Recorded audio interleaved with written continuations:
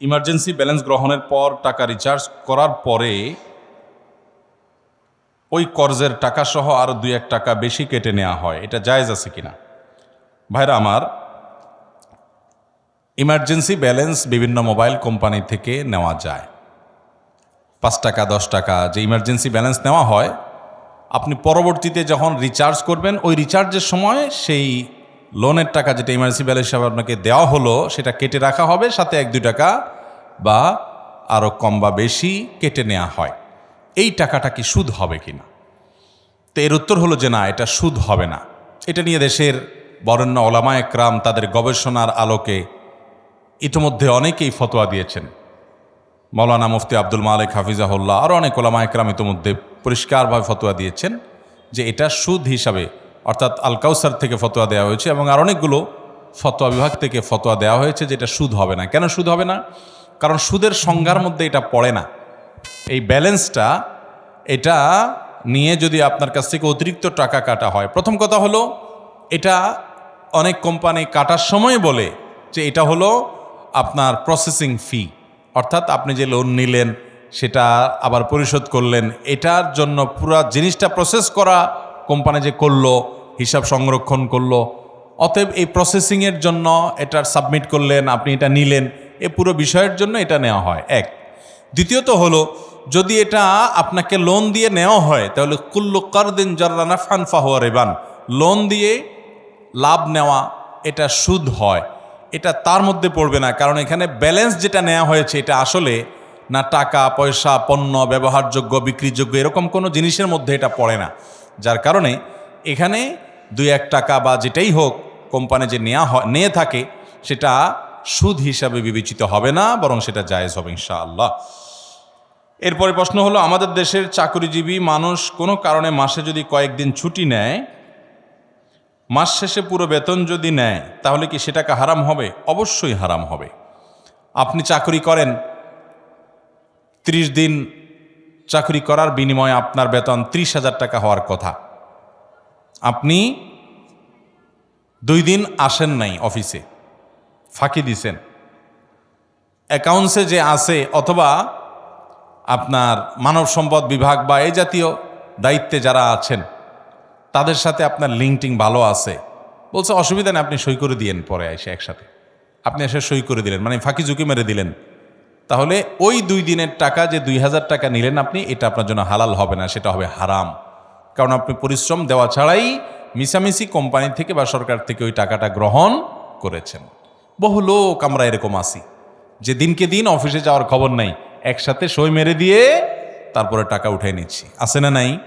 ভাইরা আমার, এটা হালাল হবে না, হারাম হবে, হারাম হবে। অনেকে আমরা এই হারাম কাজটার সাথে বিভিন্নভাবে জড়িত। সরকারি অফিসে যাবেন, বহু লোক পাবেন এরকম, দিনকে দিন উনি নাই।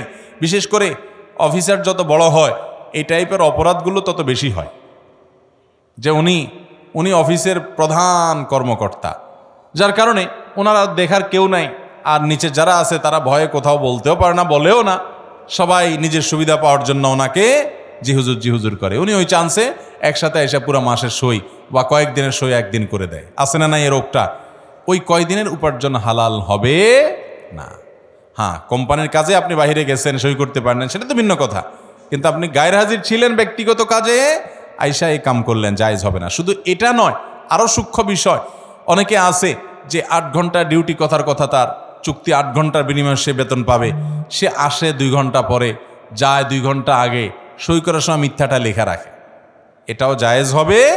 হ্যাঁ, যদি আপনি যার চাকরি করেন, কোনো একটা প্রতিষ্ঠানে চাকরি করেন, আপনার মালিক, সে 2 ঘন্টা পরে আসেন, আধা ঘন্টা পরে আসেন, 20 মিনিট পরে আসেন, এটা সে অ্যালাউ করে, সে জানে এবং আপনাকে কিছু বলে না, সে মেনে নেয়, তাহলে ভিন্ন কথা, সেটা আপনার জন্য জায়েজ হতে পারে। বিশেষ করে সরকারি চাকরিতে এবং কোম্পানির চাকরিতে আপনি এরকম ফাঁকি ঝুঁকি দিয়া পরে আয়সা লেখা দিবেন আমি বরাবর 9টায় ঢুকেছি, আসলে আপনি 10টা 11টার দিকে আসছেন, এই মিশামিশি লিখলে ওই সময়ের বেতন হালাল হবে।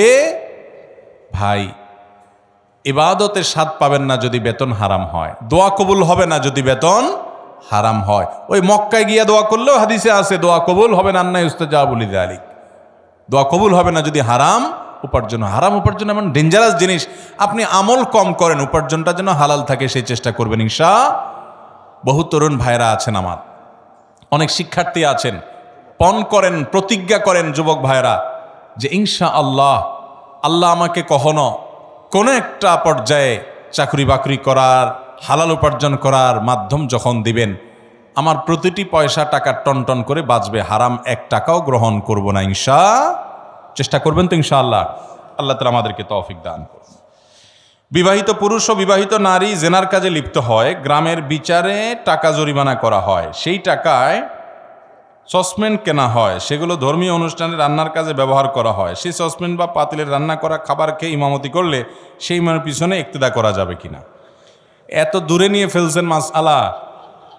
এটা তো ওই মাসালার মতো হয়ে গেল যে কোনো লোক যদি খারাপ কাজে জড়িত হয়, সেই লোক যদি মারা যায়, তাকে যদি কবর দেয়া হয়, তার লাশ পচে সার হয়ে সেই সার দিয়ে যদি কোনো গাছ হয়, সেই গাছ যদি ফল ধরে, সেই গাছের ফল খাওয়া যাবে কিনা, এরকম মাসআলা বলে কে জিজ্ঞাসা করছে?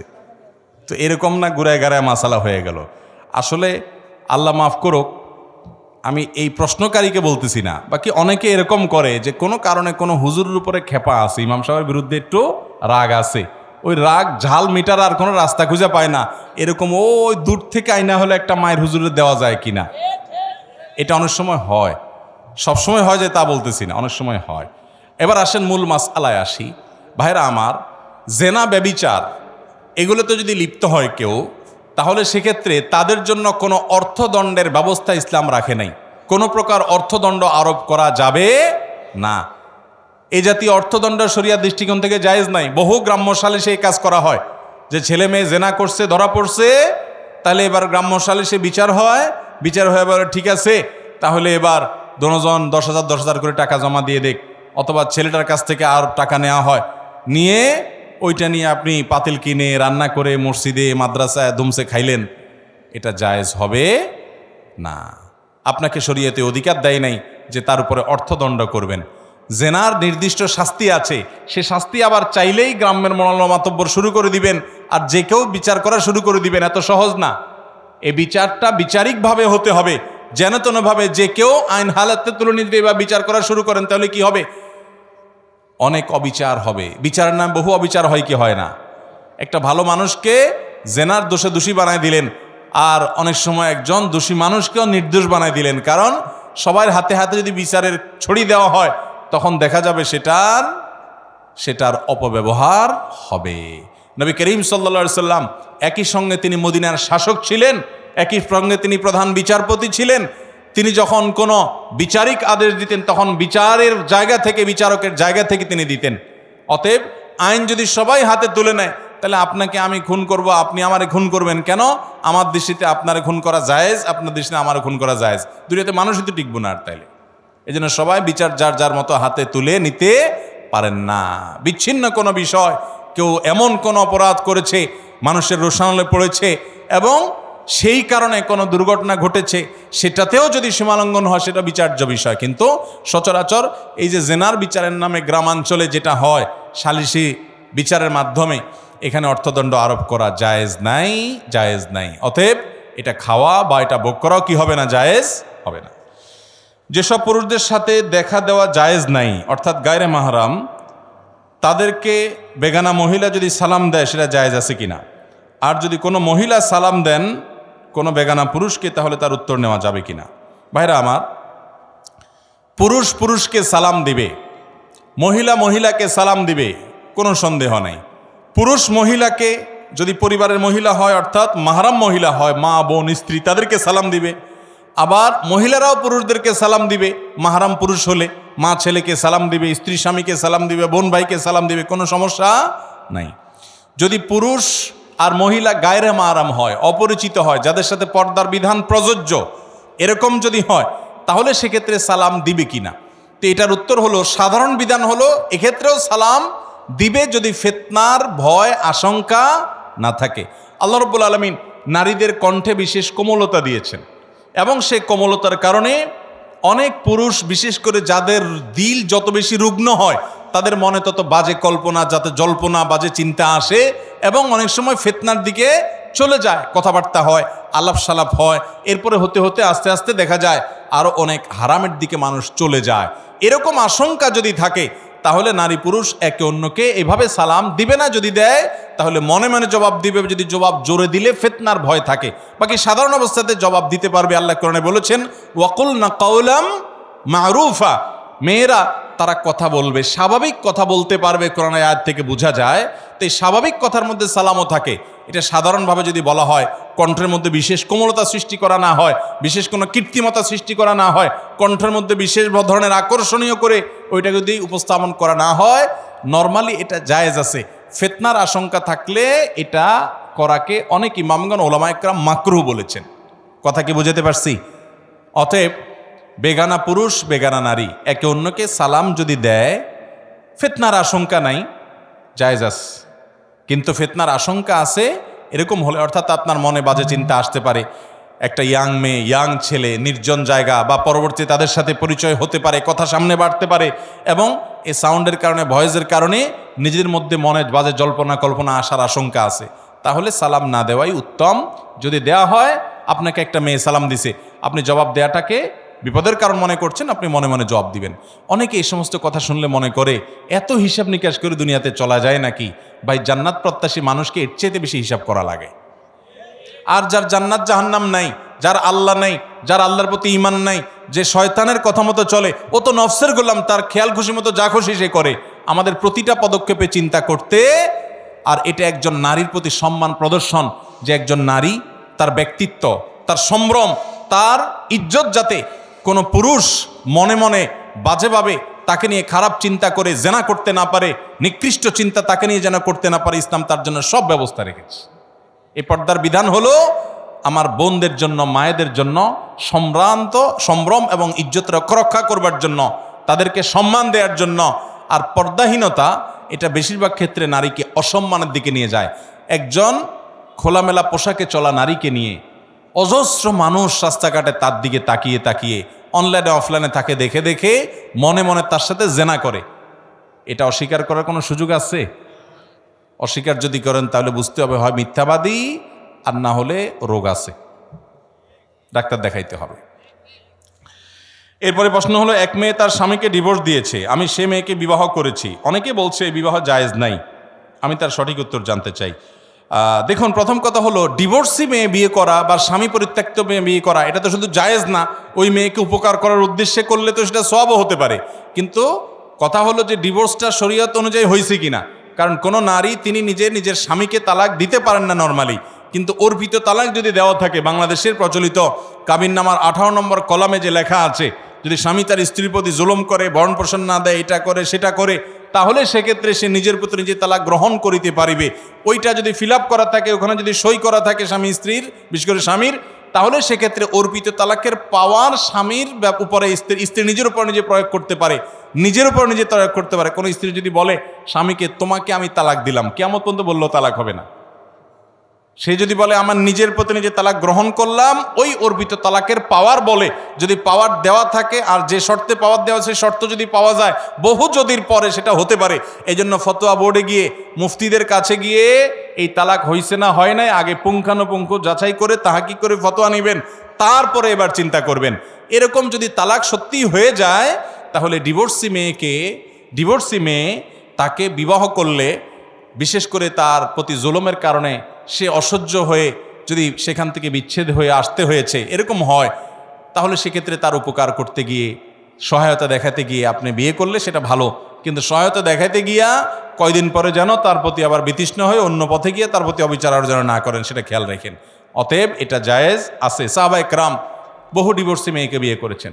নবী করিম সাল্লাল্লাহু আলাইহি সাল্লাম তার স্ত্রীদের মধ্যে বেশিরভাগই এরকম ছিলেন যে তাদের পূর্বের স্বামী ছিল, হয় স্বামী মারা গেছেন কিংবা তাদের সাথে বিচ্ছেদ ছাড়াছাড়ি হয়েছে। কোনো হিন্দু ব্যক্তি যদি আসসালামু আলাইকুম বলে, তবে তার জবাব কি দেওয়া উচিত? ভাইরা, ইসলাম আমাদেরকে অন্য ধর্মের মানুষদের সাথেও সৌজন্যতার শিক্ষা দেয়। আমরা একটা সমাজে যখন বসবাস করব, বিভিন্ন ধর্মের মানুষ, অন্যান্য ধর্মের মানুষের সাথে আমাদের সৌজন্য, সম্প্রীতি, সৌহার্দ্য থাকবে।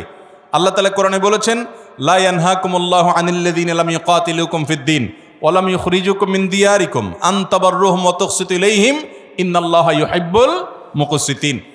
যে সমস্ত ভিন্ন ধর্মের মানুষেরা, অন্যান্য ধর্মের মানুষেরা যারা মুসলমান না, তারা যদি তোমাদের উপরে যুদ্ধ চাপিয়ে না দেয়, তোমাদের দেশ থেকে বের করে না দেয়, সহাবস্থান করে, তাহলে সেক্ষেত্রে তাদের প্রতি ন্যায়নিষ্ঠ আচরণ করতে আল্লাহ নিষেধ তো করেনই না, বরং ন্যায়নিষ্ঠ আচরণকারীকে আল্লাহ ভালোবাসেন।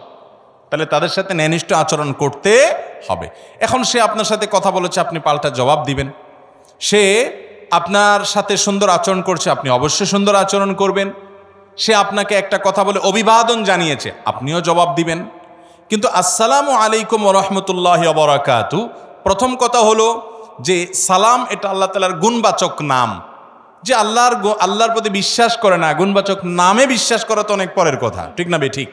অতএব তিনি যদি আপনাকে আসসালামু আলাইকুম ওয়া রাহমাতুল্লাহ বলেন, আপনি সৌজন্যতার খাতিরে অবশ্যই জবাব বলবেন ওয়া আলাইকুম। কি বলবেন? ওয়া আলাইকুম। আর এছাড়া সাধারণ যে অভিবাদন, সেগুলো জানাতে কোনো সমস্যা নেই। যেমন সে আপনাকে গুড মর্নিং বলল, থ্যাংক ইউ বলল, আপনি ওয়েলকাম বললেন, আপনি স্বাগতম বললেন, এই জাতীয় যে আপনার সচরাচর যে সমস্ত অভিবাদনগুলো করা হয়, সেগুলো করাতে কোনো অসুবিধা নাই। তবে ইসলামের এই অভিবাদনটা, এটা যেহেতু ইমানের সাথে সংশ্লিষ্ট অনেকটা, অতএব এটা ইমানদারদের জন্য রিজার্ভ। যদি আল্লাহর প্রতি কারোর ইমান নাই, এরকম কেউ আপনাকে সালাম দিয়ে দেয়, আপনি অবশ্যই সৌজন্যতা তার প্রতি দেখিয়ে তাকে ওয়ালাইকুম বলে রিপ্লাই বা জবাব দিবেন। অনেকে আছে অফিসের বস অন্য ধর্মের অনুসারী, সালাম না দিলে খুব রাগ করে, চাকরি যাওয়ারও ভয় আছে। তাহলে এরকম বিপদ হলে আপনি সালাম লম্বা করে মারবেন, কোনো অসুবিধা নেই। কথা বুঝতে পারছেন? কয়দিন আগে সাতক্ষীরাতে বোধহয় কোনো আলেম এরকম কোনো মহিলাকে সালাম দেয় নাই, সম্ভবত তিনি অন্য ধর্মের অনুসারী ছিলেন। সেই মহিলা ওই আলেমকে অপমান পর্যন্ত করে ছাড়ছে। তো এরকম বহুত পাগল ছাগল, এরকম বহুত অশিক্ষিত অফিসারও এদেশে আছে, যে একজন মুসলমান তার ধর্মীয় দৃষ্টিকোণ থেকে, তার বিশ্বাসের জায়গা থেকে একটা কাজ তার করা না করার ব্যাপার থাকে। এটা নিয়ে আমার তো বলার কিছু নাই। অতএব এই সমস্ত মূর্খতা যেন আমরা না করি। তবে যেটা বলছিলাম, অন্য ধর্মাবলম্বী মানুষদের সাথে আমাদের সহাবস্থান, সুন্দর আচরণ, লেনদেন করা, হাওলাত দেওয়া, হাওলাত নেওয়া, তার কাছ থেকে আপনার সে কোনো উপঢৌকন দিলে হালাল হোসটা গ্রহণ করা, তাকে কোনোটা দেওয়া। নবী করিম সাল্লাল্লাহু আলাইহি ওয়াসাল্লাম অনেক অমুসলিমের বাসায় দাওয়াত খেয়েছেন, তাদেরকে খাইয়েছেন, তাদের অধীনে কাজ করা, তাদেরকে কর্মী হিসাবে নিয়োগ দেওয়া, এগুলো সবগুলো জায়েজ আছে। প্রতিবেশী হিসাবে অন্য ধর্মের অনুসারী হলেও তার প্রতি সদাচরণ করা, এগুলো সব করতে হবে। তবে আপনার অন্তরের অন্তঃস্থলে একেবারে অন্তরঙ্গ বন্ধুত্ব যেটাকে বলা হয়, সেটা আপনি আল্লাহর জন্য, আল্লাহর রাসূলের জন্য এবং আল্লাহর খাতিরেই শুধু নিবেদন করবেন। ভাইরা, আমার সময় অনেক হয়ে গেছে, আমার মনে হয় শেষ করি। আর অনেক প্রশ্নই তো আছে, দেখি আর দুইটা প্রশ্ন উত্তর দেই। সেটা তো বুঝলাম, কিন্তু আমাদের এশার নামাজ পড়া লাগবে, আরও আলোচক আছে, আর আমারও যেতে হবে। নাপাকি অবস্থা মৃত ব্যক্তিকে ভুলবশত জড়িয়ে ধরে কান্না করলে এর করণীয় কি? ভাই, নাপাক অবস্থায় মৃত ব্যক্তিকে, নিজের বাবা মা কেউ মারা গেছেন, শরীর নাপাকি অবস্থায় জড়িয়ে ধরে যদি কান্না করেন, কোনো গুনাহ হবে না। এর কারণে কোনো গুনাহ হবে না। তবে এটা ঠিক যে একজন মুসলমান গোসল ফরজ হয়ে গেলে যত দ্রুত তার সাথে সম্ভব গোসল করে ফেলা ভালো। বিশেষ করে পরবর্তী নামাজের আগে আগে তো অবশ্যই তাকে গোসল করতে হবে। কিন্তু অপবিত্র অবস্থায় যদি জড়ায় ধরে মৃত ব্যক্তিকে এবং কান্নাকাটি করে, অসুবিধা নাই। কান্নাকাটি করার সময় যেন সীমা লঙ্ঘন না হয়, জামা কাপড় ছেঁড়াছেড়ি না হয়, হাহুতাশ না হয়, আচার পিছাড় না হয়, সেগুলো লক্ষ্য রাখতে হবে। কারণ মৃত ব্যক্তির জন্য আমরা কাঁদতে পারি, কিন্তু কাঁদতে কাঁদতে সীমা লঙ্ঘন করা যাবে। অনেক মুরব্বী আছেন, বুড়ি আছেন, বুড়া আছেন, নাতিটা মারা গেছে, ছেলেটা মারা গেছে, তো আক্ষেপ করে দুঃখ করে বলে আজরাইলের চোখ খাইছে, আর কাউকে দেখে নাই। এরকম পাগলামো মার্কা কথা অনেকে বলে কি বলে না, এগুলো সীমা লঙ্ঘন। ইমানদার আল্লাহর ফায়সালাকে মেনে নিবে, সন্তুষ্ট হবে।